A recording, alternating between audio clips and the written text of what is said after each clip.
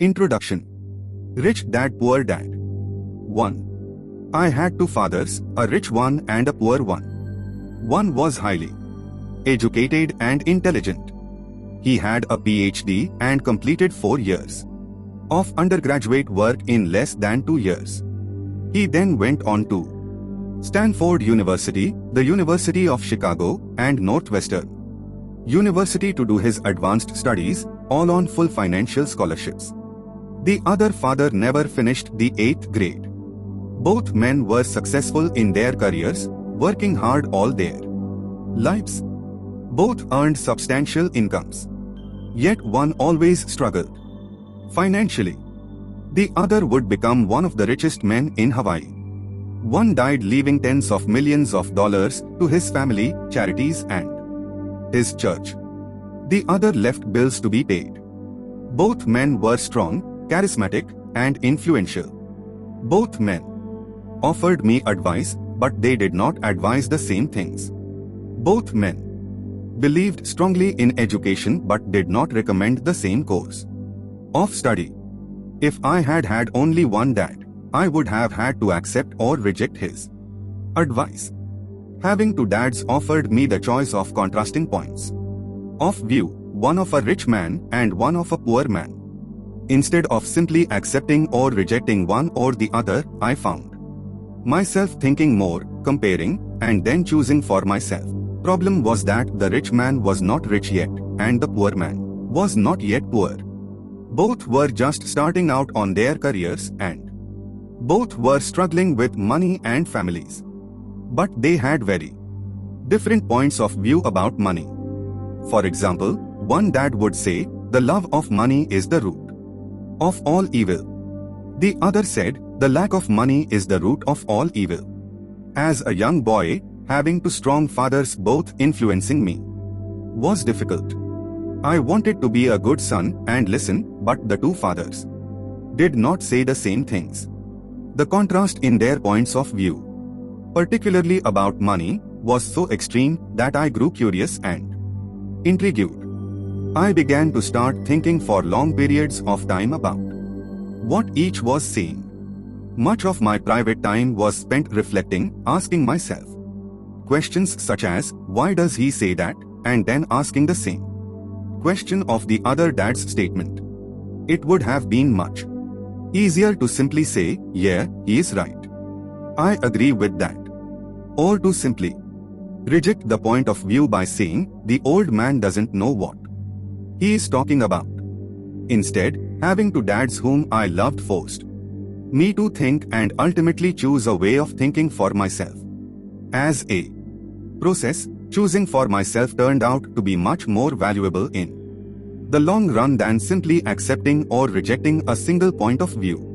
One of the reasons the rich get richer, the poor get poorer, and the middle class struggles in debt is that the subject of money is taught at home, not in school. Most of us learn about money from our parents.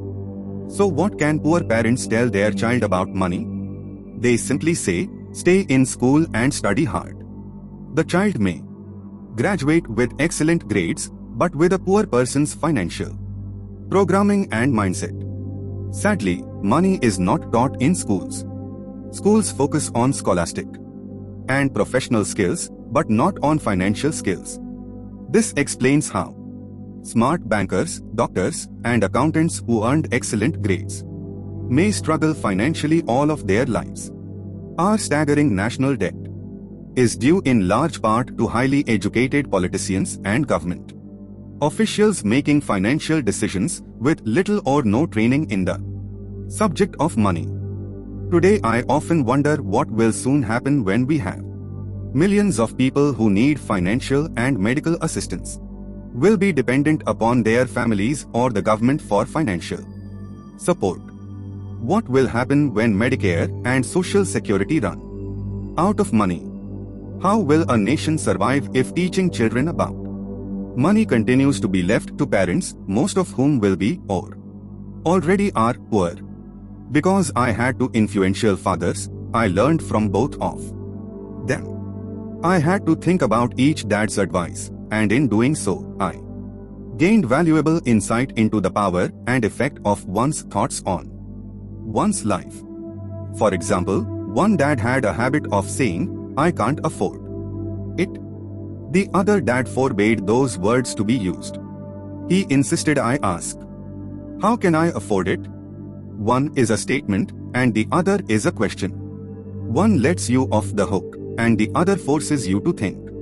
My soon-to-be rich dad would explain that by automatically saying the words "I can't afford it," your brain stops working. By asking the question "How can I afford it?" your brain is put to work. He did not mean that you should buy everything you want. He was fanatical about exercising your mind, the most powerful computer in the world. He'd say, "My brain gets stronger every day because I exercise it. The stronger it gets, the more money I can make." He believed that automatically saying "I can't afford it" was a sign of mental laziness. Although both dads worked hard, I noticed that one dad had a habit of putting his brain to sleep when it came to finances, and the other had a habit of exercising his brain. The long-term result was that one dad grew stronger financially, and the other grew weaker. It is not much different from a person who goes to the gym to exercise on a regular basis versus someone who sits on the couch watching television. Proper physical exercise increases your chances for health, and proper mental exercise increases your chances for wealth. My two dads had opposing attitudes, and that affected the way they thought. One dad thought that the rich should pay more in taxes to take care of those less fortunate. The other said, "Taxes punish those who produce and reward those who don't produce." One dad recommended, "Study hard so you can find a good company to work for." The other recommended, "Study hard so you can find a good company to buy." One dad said, "The reason I'm not rich is because I have you kids." The other said, "The reason I must be rich is because I have you kids." One encouraged talking about money and business at the dinner table, while the other forbade the subject of money to be discussed over a meal. One said, "When it comes to money, play it safe. Don't take risks." The other said, "Learn to manage risk."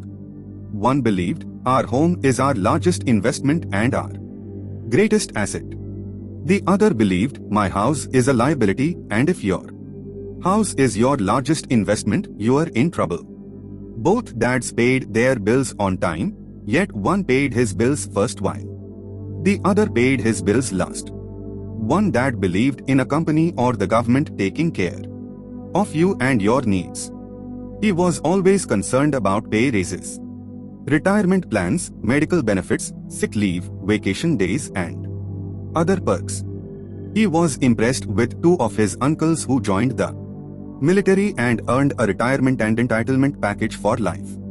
After 20 years of active service, he loved the idea of medical benefits and PX privileges the military provided its retirees. He also loved the tenure system available through the university. The idea of job protection for life and job benefits seemed more important at times than the job. He would often say, "I have worked hard for the government and I'm entitled to these benefits." The other believed in total financial self-reliance. He spoke out against the entitlement mentality and how it created weak and financially needy people. He was emphatic about being financially competent. One dad struggled to save a few dollars. The other created investments. One dad taught me how to write an impressive resume so I could find a good job. The other taught me how to write strong business and financial plans so I could create jobs. Being a product of two strong dads allowed me the luxury of observing the effects different thoughts have on one's life. I noticed that people really do shape their lives through their thoughts. For example, my poor dad always said, "I will never be rich." And that prophecy became reality. My rich dad, on the other hand, always referred to himself as rich. He would say things like, "I'm a rich man. And rich people don't do this." Even when he was flat broke after a major financial setback, he continued to refer to himself as a rich man. He would cover himself by saying, "There is a difference between being poor and being broke. Broke is temporary. Poor is eternal." My poor dad would say, "I'm not interested in money," or "Money doesn't matter." My rich dad always said, "Money is power." The power of our thoughts may never be measured or appreciated. But it became obvious to me as a young boy that it was important to be aware of my thoughts and how I expressed myself. I noticed that my poor dad was poor not because of the amount of money he earned, which was significant, but because of his thoughts and actions. As a young boy having two fathers, I became acutely aware of being careful about which thoughts I chose to adopt as my own. Should I listen to my rich dad or to my poor dad? Although both men had tremendous respect for education and learning, they disagreed about what they thought was important to learn. One wanted me to study hard, earn a degree, and get a good job to earn money. He wanted me to study to become a professional, an attorney or an accountant, and to go to business school for my MBA.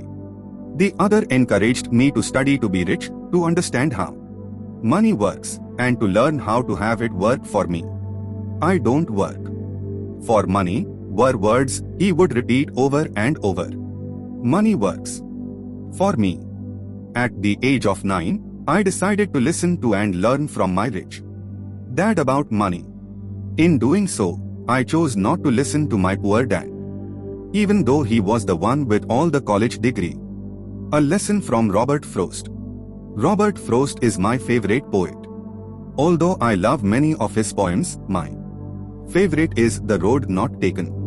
I use its lesson almost daily. The road not taken.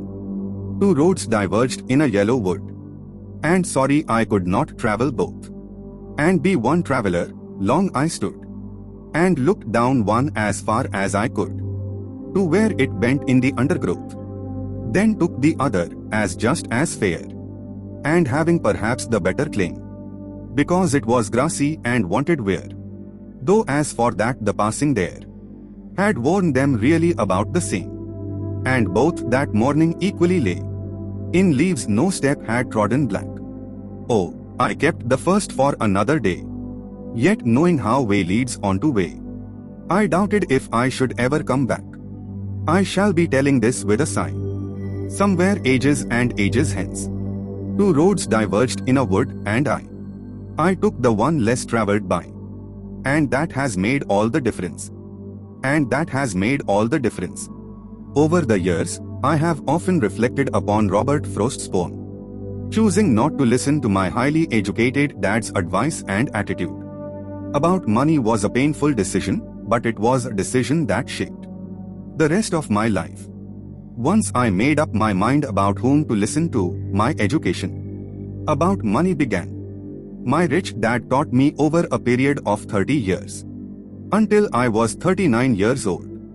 He stopped once he realized that I knew and fully understood what he had been trying to drum into my often thick skull.